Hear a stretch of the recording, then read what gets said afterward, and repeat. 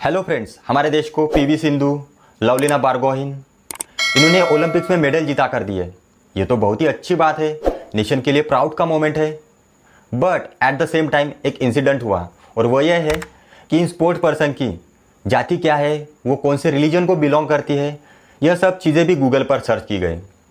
हमारी women hockey team 41 years बाद semifinal के लिए क्वालिफाई हो गई थी, but due to the some reasons वो सेमीफाइनल में जीत नहीं सकी। But one of the members of the women hockey team, Vandana Kataria, उनको और उनकी फैमिली को कास्ट बेस्ड गाली दी गई। और आप लोगों ने भी एक्सपीरियंस लिया हुआ कि आप एक आधे पर्सन को मिलते हैं तो वो सबसे पहले आपका सरनेम पूछता है, और वो सरनेम के वजह से भी आपकी कास्ट नहीं जान सका तो वो डायरेक्ट आपको आपकी कास्ट पूछता है। ऐसा एक्सपीरियंस मैक्सिमम लोगों ने लिया होगा। तो ये इससे हम कह सकते हैं कि on one hand we are united but on other hand we are divided. मतलब स्पोर्ट्स फील्ड में हम यूनाइटेड है बट बाकी चीज़ों में हम डिवाइडेड है।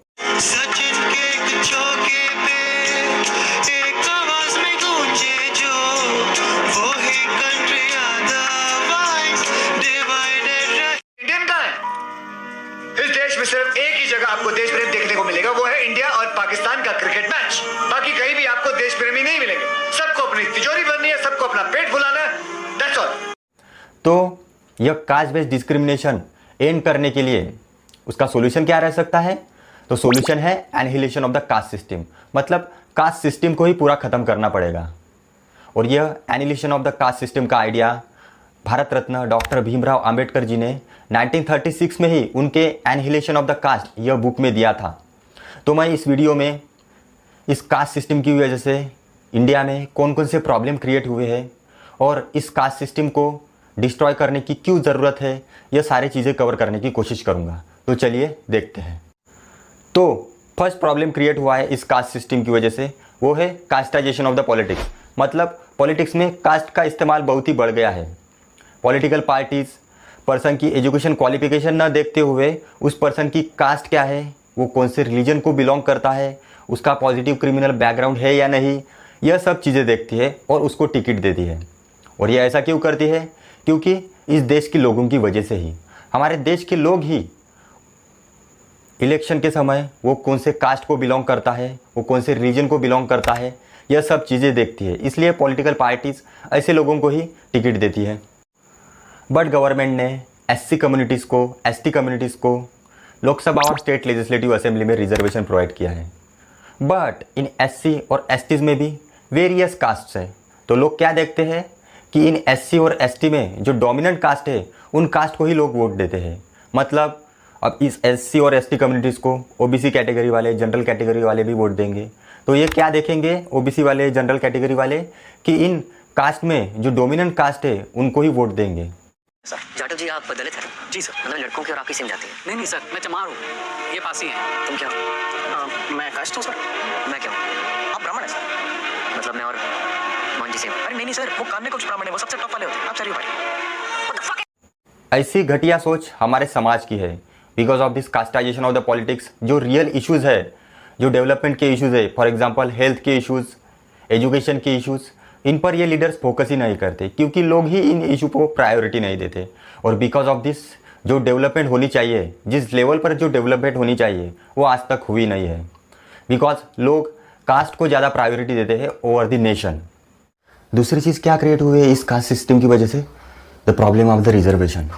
इस कास्ट सिस्टम की वजह से जो लोअर कास्ट है उनके ऊपर सो कॉल्ड अपर कास्ट ने एट्रोसिटीज़ की। इसकी वजह से जो लोअर कास्ट है वो फुल्ली तरह डेवलप नहीं हो पाई और इसकी वजह से गवर्नमेंट को एससी एसटी कम्युनिटीज़ को रिजर्वेशन प्रोवाइड करना पड़ा। बट ये रिजर्वेशन इनिशियल 10 ईयर्स के लिए था आफ्टर इंडिपेंडेंस। बट 70 साल होने के बाद भी आज़ादी को ये 10 ईयर्स ख़त्म ही नहीं हो पा रहे हैं। और गवर्नमेंट ने एससी एसटीज़ के अलावा ओबीसी को भी ये रिजर्वेशन प्रोवाइड कर दिया है। और अब वेरियस स्टेट गवर्नमेंट की कास्ट भी डिमांड कर रही है कि हमको रिजर्वेशन दो, हमको रिजर्वेशन दो। बट इस रिजर्वेशन की वजह से वेरियस नेगेटिव कंसिक्वेंसेस हो रहे हैं। जो एनिमिटी है बिटवीन द डिफरेंट कास्ट, जो डिफरेंसेस है बिटवीन द डिफरेंट कास्ट, वो इंक्रीज़ हो रही है। और इसके साथ ही ये रिजर्वेशन का जो बेनिफिट है वो जो अपर क्लास है इन SC STs और OBC कम्युनिटीज़ के, ये अपर क्लास लोग ही ले रहे हैं मैक्सिमम लोग ये रिजर्वेशन का बेनिफिट। जो लोअर क्लास लोग हैं इन SC ST और OBC कम्युनिटीज़ में ये रिजर्वेशन का लाभ अच्छी तरह से ले नहीं पा रहे हैं। इसकी वजह से क्या हो रहा है, इन SC ST और OBC कम्युनिटीज़ में कास्ट के अंदर ही क्लास इमर्ज हो रहे हैं। मतलब अपर क्लास और लोअर क्लास, ये क्लास इन SC ST और OBC कम्युनिटीज़ में इमर्ज हो रहे हैं। कार्ल मार्क्स की भाषा में कहा जाए तो इन SC ST और OBC कम्युनिटीज़ में हैव्स और हैव नॉट्स क्रिएट हुए हैं। इस रिजर्वेशन की वजह से जो इंटरकास्ट मैरिज है उसको परमिशन ही नहीं मिलती और बाद में भागकर मतलब चलकर ही शादी करनी पड़ती है लड़का लड़की को फैमिली के विल के अगेंस्ट। मैं ऐसा नहीं बोल रहा कि आप लोग फोर्सफुली इंटरकास्ट मैरिज करो, आपकी चॉइस है। आप अपने कास्ट में मैरिज करना चाहते हैं तो करो और इंटरकास्ट मैरिज करना चाहते हैं तो भी करो। बट इस सोसाइटी ने इंटरकास्ट मैरिज को परमिशन देनी चाहिए, बट अपनी सोसाइटी इंटरकास्ट मैरिज को परमिशन देती ही नहीं। अपने फैमिली वाले लोग, अपनी सोसाइटी इसको परमिशन देती ही नहीं। इसको अपनी सोसाइटी में महापाप कहा जाता है। और क्या हो रहा है, इस कास्ट की वजह से जो एट्रोसिटीज़ है अगेंस्ट द लोअर कास्ट वो अब तक ख़त्म नहीं हो पाई है। जो अपर कास्ट है वो अभी भी डोमिनेशन इस्टेब्लिश करना चाहती है लोअर कास्ट के ऊपर। गवर्नमेंट ने वेरियस एक्ट्स बनाए हैं, वेरियस रेगुलेशन बनाए हैं ताकि इन लोअर कास्ट के ऊपर एट्रोसिटीज़ ना हो, बट ये अब तक ख़त्म नहीं हो पा रहे हैं क्योंकि ग्राउंड लेवल पर अपने देश में रूल्स एंड रेगुलेशन अच्छी तरह से इम्प्लीमेंट नहीं होते। और एक चीज़ क्रिएट हुई है इस कास्ट सिस्टम की वजह से और वो है संस्कृताइजेशन। मतलब जो लोअर कास्ट के लोग हैं वो अपर कास्ट के कस्टम्स, अपर कास्ट के रिचुअल्स को कॉपी करते हैं। और वो ऐसा क्यों करते हैं? क्योंकि वो डिग्निफाइड लाइफ जीना चाहते हैं। वो अपर कास्ट के रिचुअल फॉलो करके खुद को इम्पावर्ड फील करते हैं, खुद को ब्राह्मण होने का एहसास उनको मिलता है। तो ऐसे वेरियस नेगेटिव कंसिक्वेंसेस इस कास्ट सिस्टम की वजह से हो रहा है। वेरियस एक्सपर्ट्स बोलते हैं कि इस कास्ट सिस्टम के कुछ पॉजिटिव्स भी है, बट इस कास्ट सिस्टम की वजह से जो नेगेटिव कंसिक्वेंसेस बहुत सारे जो क्रिएट हुए हैं वो पॉजिटिव के सामने कुछ भी नहीं है। और इन सब का सोल्यूशन क्या हो सकता है इन नेगेटिव कंसिक्वेंसेस को टैकल करने का? Annihilation of the caste system. मतलब जो गवर्नमेंट हमको जो बर्थ होने पर जो सर्टिफिकेट देता है कास्ट का, वो टैग हमसे हटना चाहिए। अगर ये टैग हट गया, जो ये नेगेटिव कंसिक्वेंसेस है ना, वो बाकी सब नेगेटिव कंसिक्वेंसेस टैकल किए जा सकते हैं। ना 1-2 साल में टैकल किए जाएंगे, बट 20-30 साल में तो ये नेगेटिव कंसिक्वेंसेस टैकल ही किए जा सकते हैं। तो सॉल्यूशन क्या है? इस कास्ट सिस्टम के जो प्रॉब्लम्स है, जो डिफरेंसेस है, हटाने के लिए annihilation of the caste system, मतलब complete destruction of the caste system, मतलब कंप्लीट खात्मा होना चाहिए इस कास्ट सिस्टम का। सो फ्रेंड्स, ये था about annihilation of the caste system.